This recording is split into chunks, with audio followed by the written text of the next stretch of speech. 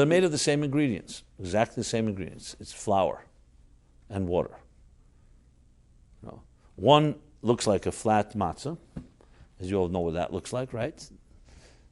Just basic elements. And the other is a bloated challah, or piece of bread, that is essentially, one has yeast, which it causes the bread to rise.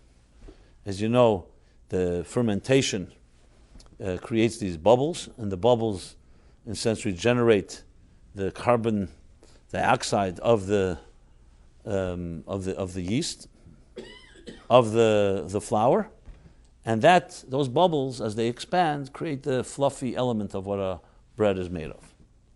That's what it's about. That's what we call bread. On Passover, that's called chametz. Matzah, on the other hand, does not have yeast. Matzah is pure flour and water. It does not allowed within 18 minutes.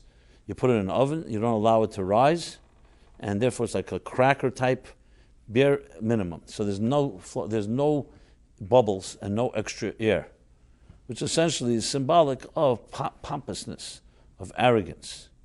So challah, or bread, compared to matzah is called the bread of humility, and chametz is the bread of arrogance. The difference between chametz and matzah on Passover is the difference between arrogance and humility. Now, the truth is, every person needs to have self-confidence and needs to have a sense of self.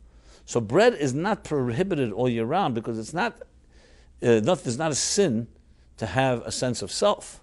But 8 days in the year, the Torah in its wisdom wants to remind us that the self is important, but you have to always examine that self, because every self can spill over into being too much self. It's called to selfishness.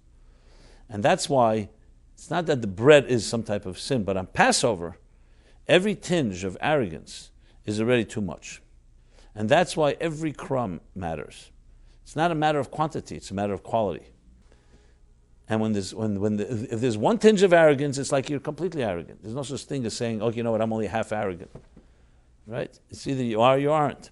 So Passover is obsessed with focusing on achieving utter and total humility.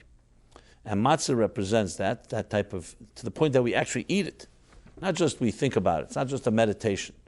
We actually make sure that what we eat on Passover is a bread of humility.